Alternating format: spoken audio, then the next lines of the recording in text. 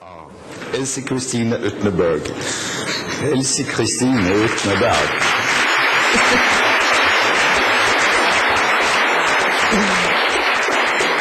Thank you, good morning, and very much thank you for the organizers and Henning, perhaps especially for inviting me here, dear organizers and dear friends and colleagues.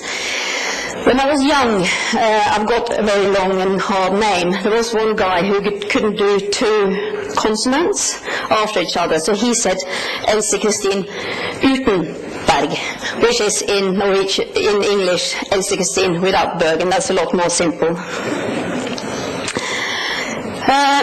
I'm one of those who have been linked to detached youth work and outreach work for more than 20 years. And some people, more or less 20 years, some people says that I'm not able to do any other job. I tried for a couple of years, but I came back very quickly. Looking back at my career, what I see is that I always have had a special interest in the area of developing methods and frameworks within the outreach field.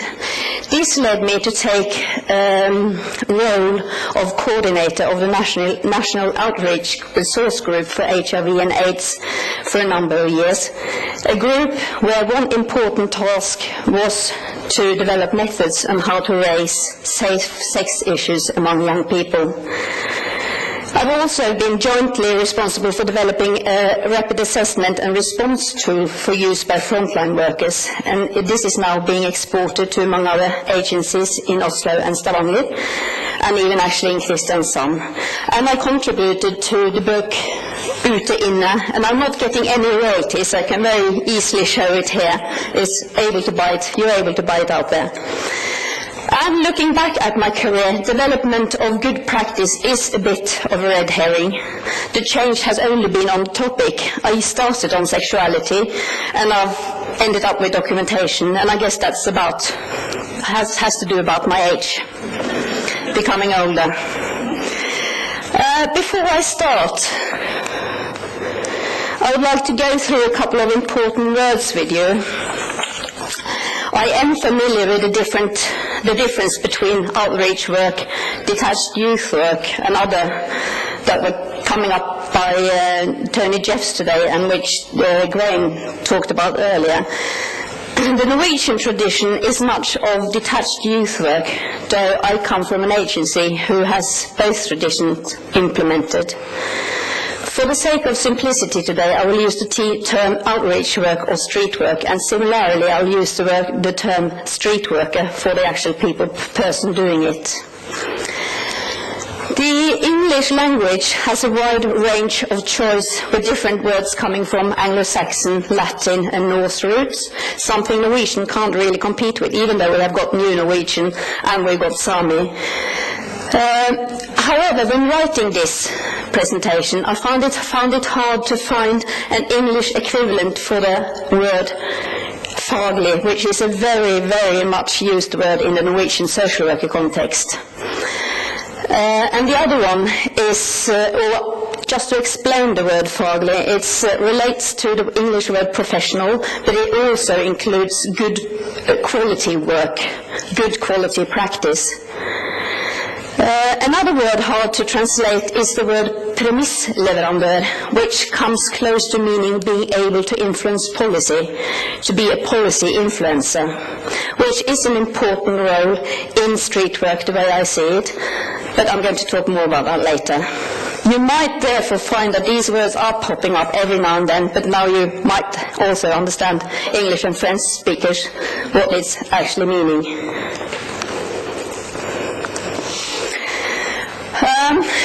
Sleepy people. Graham asked asked about how many hours you've been sleeping last night. I did 6, but I found a very good game on a little disc called Bejeweled, so that's why I didn't sleep. I was playing on my computer, trying not to think about today. You have come here, said Gitz, to hear me talk about quality assurance, evidence and documentation in outreach work. It sounds awfully boring. And my partner told me that you are going to fall asleep if I mention the word documentation more than 2 or 3 times. I've tried not to do it. It is very hard. And even though I've tried to put other words in, it might come even there. So I'll try to be innovative on how to present my thoughts on the D word, so that you are not going to fall asleep. And I'm going to count you now, and in the middle, and at the end, to document how boring it was. I'm actually going to try to present to you how exciting I think documentation is. Yes, someone's laughing. I will cover the challenges we're seeing in the field today and what the strategies are. And yeah, Tiffany, I'm talking about strategies. Sorry. And what the strategies are today, and why I think the streetworks survival actually is dependent on when and how we are documenting our services.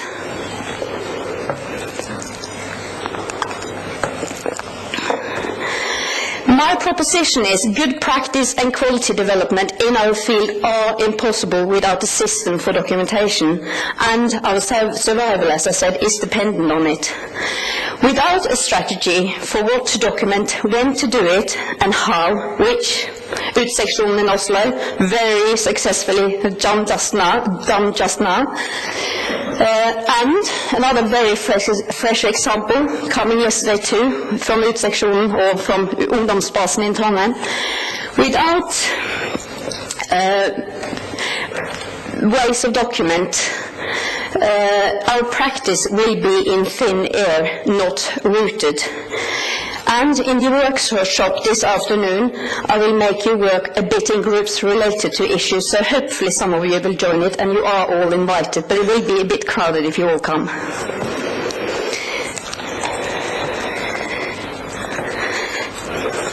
A way of trying to play with the D word. When we're using the term documentation or to document, what are we actually thinking of?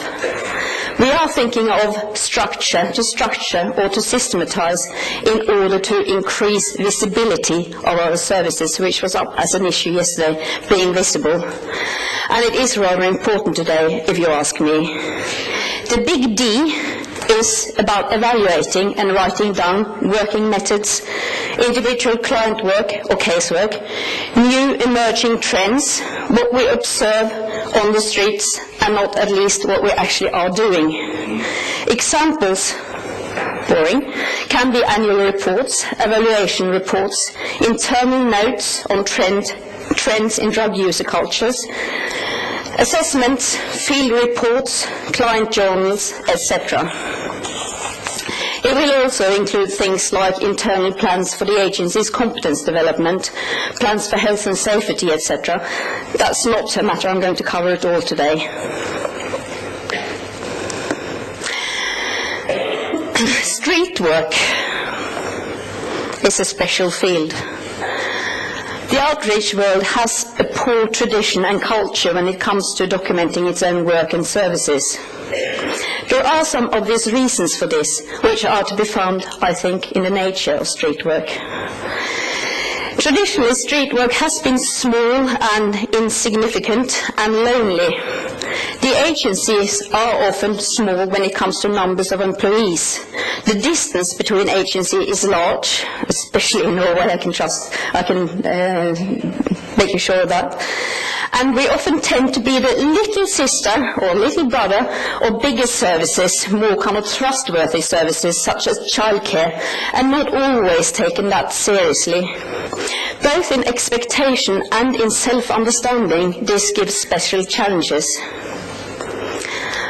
Outreach work is traditionally reliant on an oral tradition where experiences to a high degree are shared verbally. Focus has been on what is happening here and now. It has been on the client and on the action, more than it has been on planning, evaluating and analysing.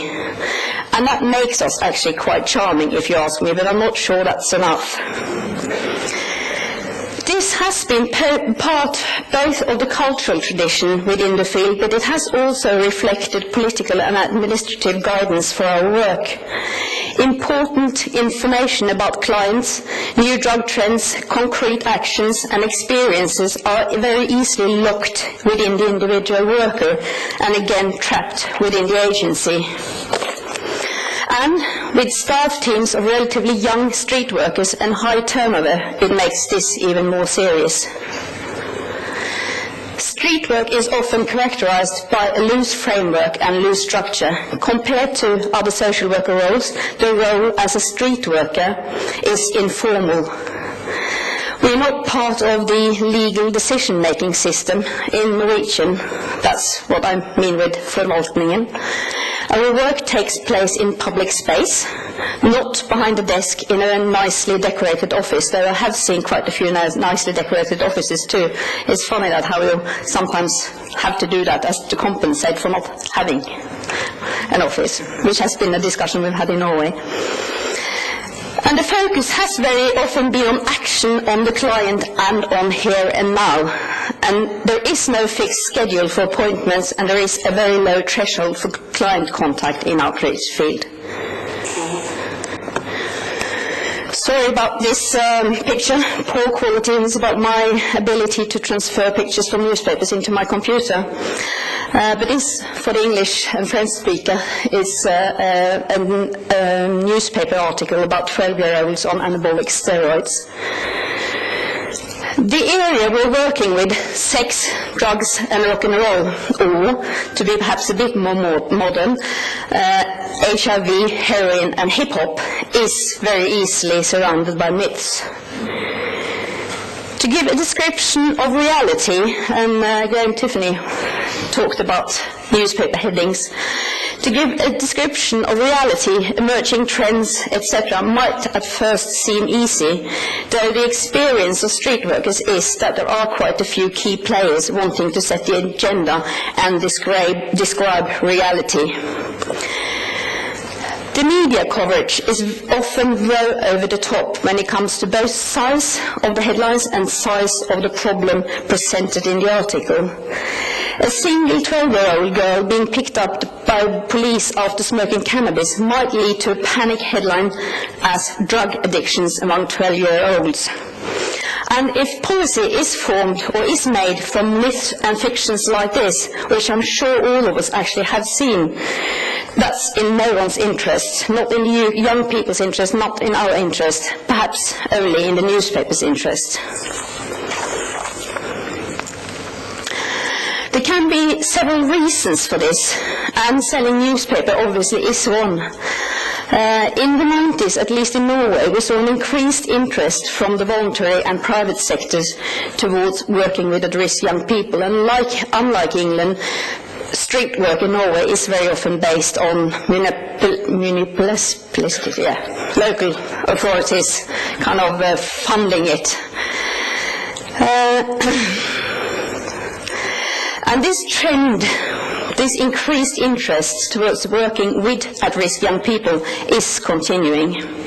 It is no exaggeration to say that the marketplace is quite crowded and that the different players have strong needs to stake out and demarcate their place. We do all find ourselves in a situation where it is tempting to play the game. And to quote an old street worker, Ole Petter Askheim, in his article in the 90s about outreach and their identity, trying to create panic has been seen as a way of winning the funding competition, telling a tale of how serious the situation is out there on the streets. In describing the situation, there is a tendency to exaggerate the problem and make the situation worse than it actually is. It is a tendency to generalize so that the situation describing a small group is used to describe a trend, a general trend. And lately we've seen an increasing trend of simplifying quite complicated matters, so that black and white pictures presented in the media is the truth. The risk is, and this is one of my favorite subjects, but I'm not going to talk much about it, the risk is that we get a very false picture of the situation. Vulnerable groups are stigmatized, and we get a description of social conditions that contributes to social exclusion. And it is in this picture I would like to set the importance of documentation in the street work. And for the French translators, here is what you've got now is an old version, so now it's a new one. So you will find what I'm now what is in your manuscript now is coming later, yeah?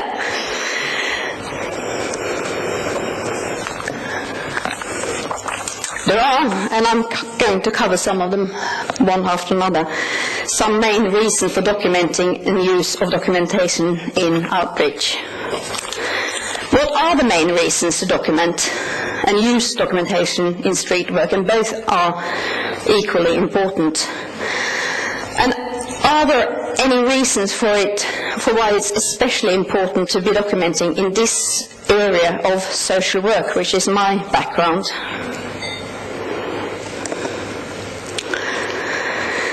Outreach services are not part of the legal decision-making system for forvaltningen, and as such there might be some uncertainty around how to handle documentation in individual client work or casework, or even actually resistance against doing so.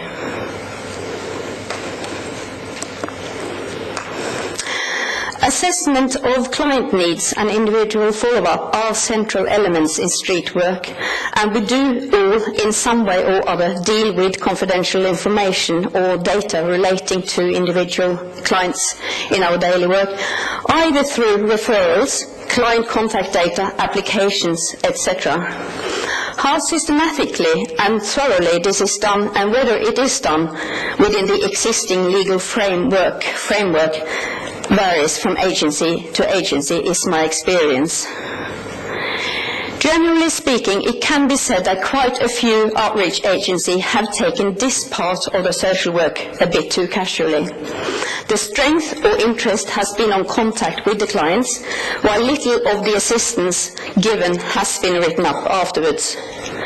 Another issue is the fact that some of our clients at times might have been skeptical about the fact that the information concerning them would be written down in note or journal form. At the same time, I assume too that quite a few street workers over the years have found it hard to establish routines and systems in this area, because they feared it might ruin the contact with and the relation to the client.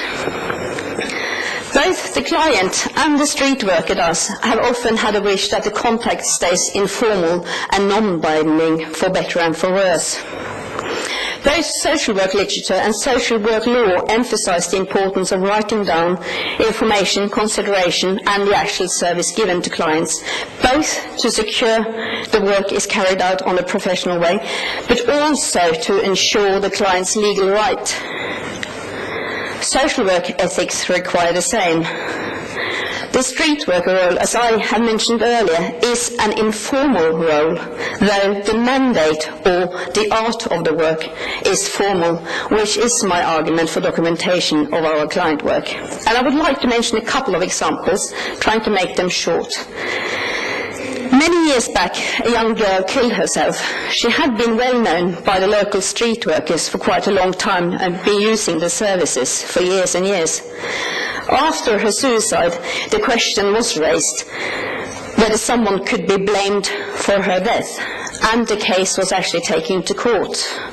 Representing an agency to which she had been closely linked, it was vital for the street workers in this town to be able to document the help given over the years through casework files and by written referrals to childcare and psychiatric help. The question is, what would have happened if nothing could be documented? The court rightfully would have been sure to point out the obligation to document client work, and we have lately, at least both in Oslo and Bergen in Norway, seen cases where agencies have been fined because of not being able to document help actually given afterwards. So it can be quite expensive, and it can ruin your professional reputation. I'm talking within legal frame in Norway now. Another example, some years back in Norway started substitution treatment. We were a bit slow, but we came, and methadone and Subutex programs is what I'm talking about.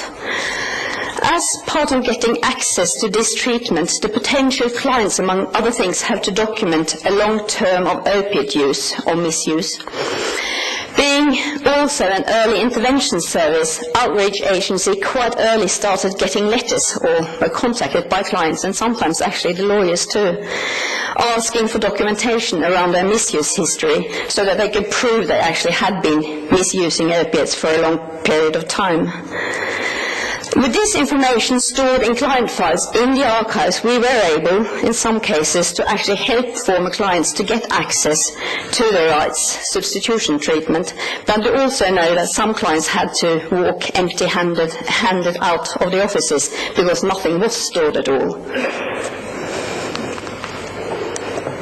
And we don't know what law requires in the future, do we?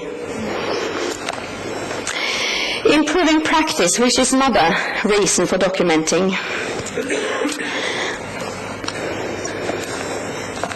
Favorites? Good quality street work has to be planned and structured.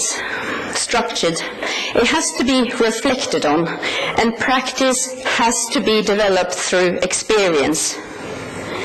Good quality street work comes from dialogue with yourself and within groups of colleagues and in assemblies like here.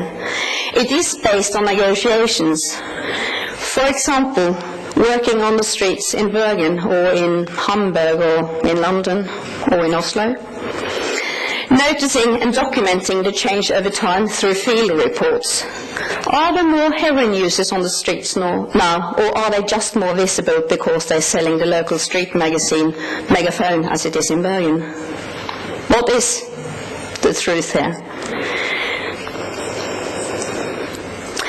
Through planning, evaluating and written work, your considerations are analysed and your awareness around the methodological work increases. By systematically working like this, it will be the basis of an improved practice, both on an individual level but also on an agency level. What is street work based on? Using documentation in planning and improving your own work is a matter I would like to stress. On what basis do outreach choose their priorities and make their decisions? Choosing to set up a new project around cannabis smoking, does it come from one single street worker's special interest in working this field, or does it reflect the situation of the target group? Deciding on a new target group, does it come from a feeling, we're good at feelings, of needs, or does it come from newspaper headings and political panic? Or is the need documented? By whom? How? Setting up a new service, e.g. prioritising a new part of town for street work, where does the decision come from? Are you told to do it? Do you pick it up by chance? Is it a feeling again? Or are you following the money and the funding? An example could be of improving practice by producing and using documentation. It could be that we, over a period of 2 or 3 months, while choosing a new area for street work, analyse data around target group for the different areas in question. Examples could be police data, client population from childcare and social services, among others. It could be analysing data and comparing between the areas in question, size of young people population, the school situation, general life conditions like poverty, death rate, income in population, etc. Mapping services already provided and how targeted they are. Analysing internal data in client group, findings in assessments, data in journals, field reports, etc. And do some street work in certain picked areas. After a process in the team of analysing, summarising and weighing up, this could give us another base for prioritising and choosing the new area of street work in the city. Closely linked to the improvement of practice is streetwork's relation to research, and I will cover this a bit later too, but the following example is picked now to show how streetwork agencies can contribute to or use research, which aim is to improve practice.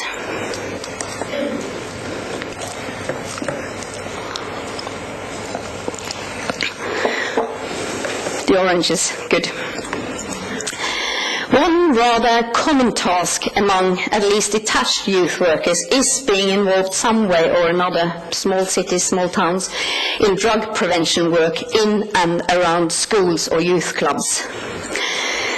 At school in Oslo in the 60s, being a guinea pig, or we being a guinea pigs, for the first drug prevention in the flower power age, I remember my teacher trying to prevent us from becoming drug users by telling a story of a young man taking too many drugs. The result for this young man and his mates was that he actually thought it was an orange.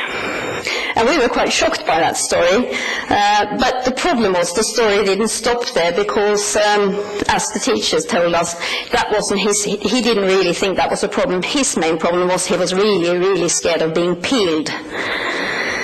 And to me, I'm not sure this had any relevance for either, not for me nor for anyone else in my class, becoming or not becoming dependent on drugs. Though whenever I think about this story, what I do think about is, or what I am reminded of, is the human being's different concepts of reality. Prevention methods didn't change much from the 60s until the 90s when I was working up North Norway. It was very often one-time events. That was the rule. And it was scaring the pupils with horror tales from ex-addicts, very often combined with singing policemen with the guitars. And that was synonymous with good preventive work.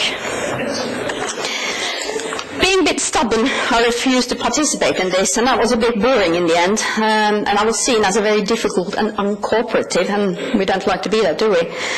So, and then also feeling responsible for good practice, I contacted the researcher, Mr. Øystein Henriksen at the University College in Berg, and suggested, can we do something together on this, please? And together with the local police and schools, we developed a program that later merged with another program and became Youth and Drugs, or Ungen Rus, a program now used, among others, by Oslo municipality. And yes, I am familiar, talking about evidence and documentation, I am familiar with both the Norway Commission and the discussions around evidence raised from CIRUS. Though I do seriously think that there is a difference in quality and outcomes between peeled oranges on one side and structured programs like Youth and Drugs on the other, though evidence might not have enlightened us yet. So contributing to research, as in this case, or more common to use research as basis for good practice, is an area for further development in outreach. And using research in practice isn't something we do too much of. So I ask you please to do that.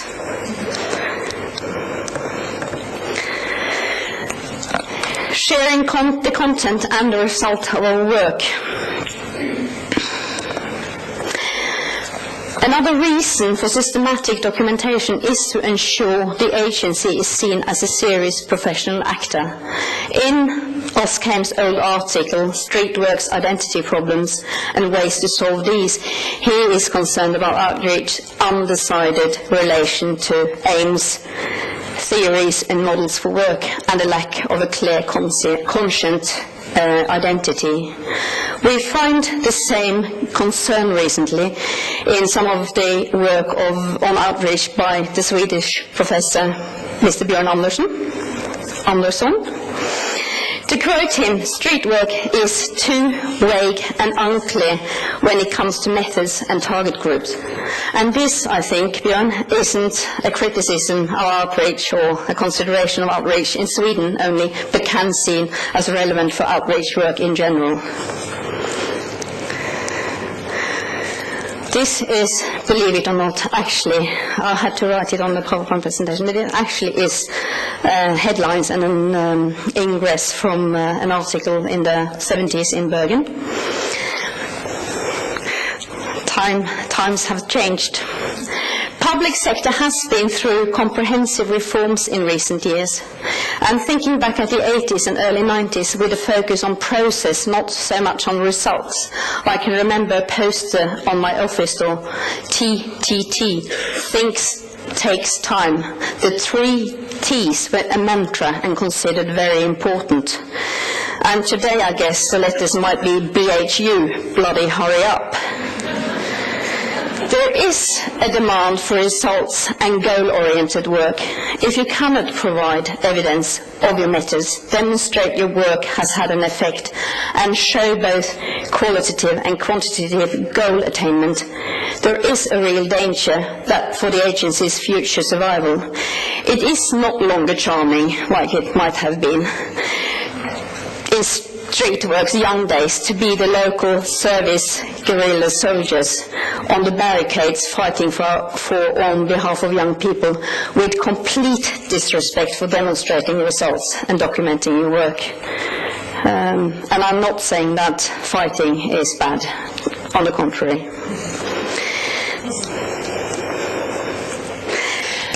The way I see it, it is a 3-parallel process today. Increased competition, the vagueness of the aim, method and models for work, or the lack of identity, and the changes in public sector are major challenges for outreach field today. If we do have an unclear identity and are operating in a competitive climate and with a focus on efficiency, we need to give some serious thought to our strategies for presenting the content of our work and the result of our work. So what are the possible results of outreach work? And I'm not going to give you the answer.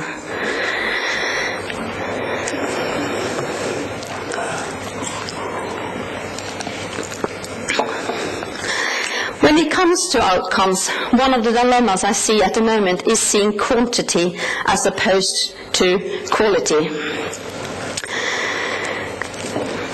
In addition, there is also a lack of agreement of what quality in outreach actually is. As an outreach service, is the result of our work synonymous with how much we actually are on the streets, or is it purely related to the outcome of street work? And what is the outcome, and how do we measure it? Fires?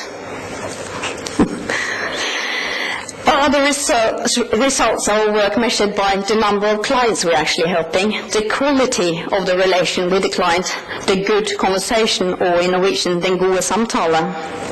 How much time do we spend on the streets? The debate we are having at the moment in Bergen is the client focus versus the group and system focus. What is enough outreach? Being Bergen City's outreach agency, is 30% work time on the streets too much or far from enough? Most of our clients, or quite a few of them at least, would benefit from a 24-hour-a-day service. The client's needs and the amount and content of the contact with the client is another matter. How close to therapist will we like to be? How close will we be to put or to move the street from the street and into our offices? Are the services not working to our taste, e.g. long waiting lists or not very well targeted services? Are we going to cover for them, do their work, or shall we document how client needs aren't really met by other services? What is the aim of the street work? Part of this discussion is related, the way I see it, to a disagreement in the aim of street work. Is the aim to get in touch with possible clients and work on an individual level, or is it also part of the mandate to work on a group and a system level with social problems? It certainly is within outreach work mandate to work on an individual level, and I'm not very worried about this part of outreach work because it's catching. Neither the focus it for sure will continue to have. Though I do think a challenge for street work is to define where the boundaries around individual work are.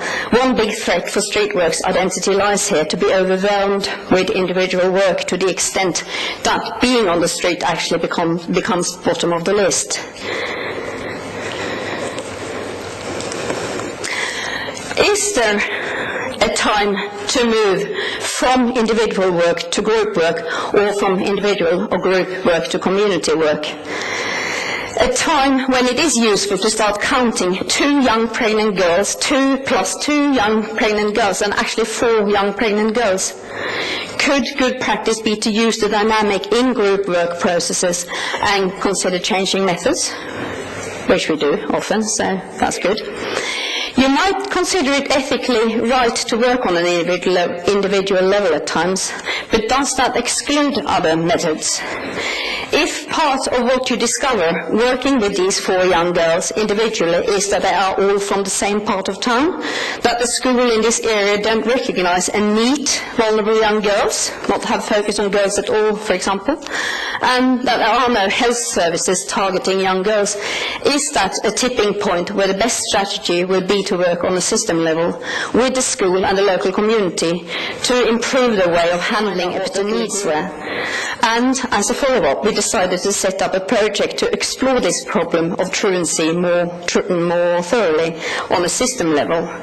We worked with the schools on their routines, we interviewed young people to explore the reasons for truancy, and we worked with the local authorities on how they were handling the non-school attendance, and we set up an evening activity group for some of the young people involved. There will be an increasing demands for efficiency and prioritizing made on the outreach field in the next few years. Increasingly, there will be requirements for documentation to show results have been achieved, methods that are shown as effective will be prioritized, and funding will be dependent on this. It is a challenge to be taken seriously to define the identity of outreach work, and from this platform make a strategy and include both qualitative and quantitative results and effective methods.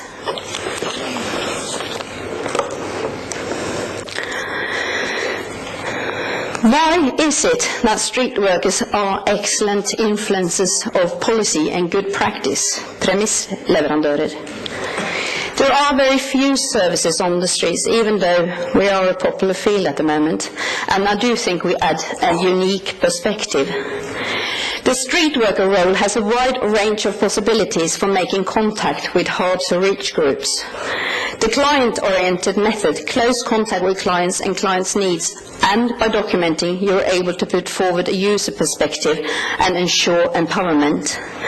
And the combined perspective, individual, group and community perspective, is a very important part of outreach work. And this is for our English and French speakers.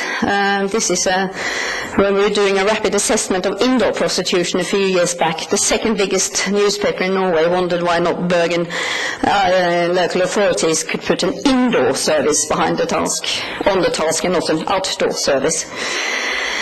Our history is full of examples from outreach agencies influencing policy. Street workers, especially in Oslo, and Uteseksjonen and Oppsøkende tjeneste, were among the first in Norway to emphasize the need for a new policy towards heavy opiate users in the early 90s, and thanks to them, Norway changed towards a harm reduction policy. Outreach agencies were also very much involved in influencing the strategy on how to work with HIV and AIDS in the late 80s, so that the policy was one of humanity. And locally, as you see in Bergen, by working closely with street prostitution for many, many years, our agency has been able to influence on an agreed policy towards the prostitution issue locally, both when it comes to services, but also on how to handle an increasing street prostitution publicly, not one of panic, but one of careful consideration. Part of the ethical obligation for social workers is to share information with politicians and decision makers so that life conditions for clients can be improved. We With a low threshold for contact, operating in the public arena systematically over time, we are not only getting to know our clients as individual people, we also get to know them in the social settings they are part of. It is my experience that in this way we get a unique knowledge about their life situation, the way they understand themselves, the network they're part of, and yes, their complicated lives, but also their resources. This knowledge, or shall I say this complex picture, is one that not many other services will easily get to. And this gives street work possibilities, but also obligation to share this knowledge through documenting strategically and systematically. Both Utne in Oslo, and I am not even going to try that new English name on you, and Utne in Bergen have done some excellent work raising awareness of the needs of ethnic minority young people at the policy and the practice level. And this way you can contribute to a greater understanding about the target group and marginalized young people, and further lead to less stigma.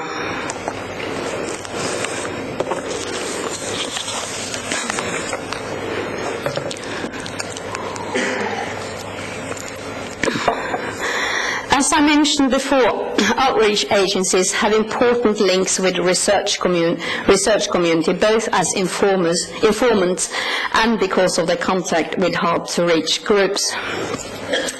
One is we act as door openers to our clients' world, helping researchers make contact with hard-to-reach groups. We can provide a venue and a support for visiting researchers.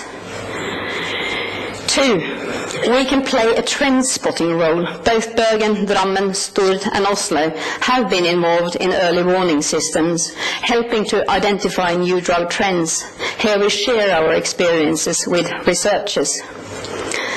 Three, we can actively be involved in research ourselves within our framework and developing the HKH, Rapid Assessment and Response Tool for frontline workers, or evaluating projects. These examples of this. So important here, I think, is that we get often expert supervision. And four, we can commission research, bringing in researchers to help us answer questions, like I did in that preventive programs once, and like Oslo now and the evaluation of outreach work. On the whole, I see our links with the research community as mutually beneficial, and also for the target groups to improve life conditions. The situation today demands a thought-through strategy when it comes to what to document, when to document, and how to do it, and to whom. Thinking strategically includes asking the following questions. What part of our work is necessary to document? Will it be documentation related to client work? Is it externally funded project work, or is it a plan for developing skills and competence internally? Is it about the results achieved last year, working methods, or statistics related to the amount of clients, their age and gender?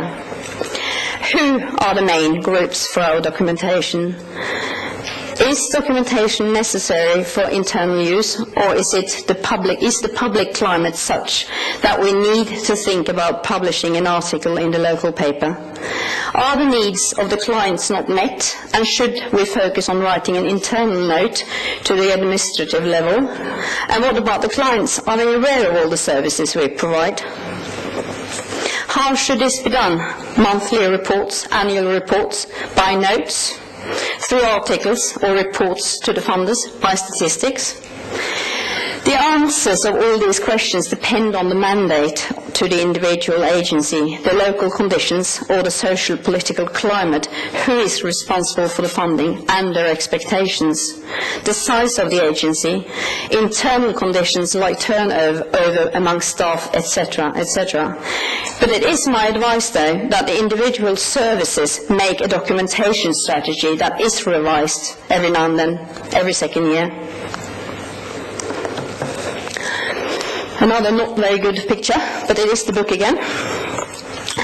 I would like to finish with some positive words and a small warning.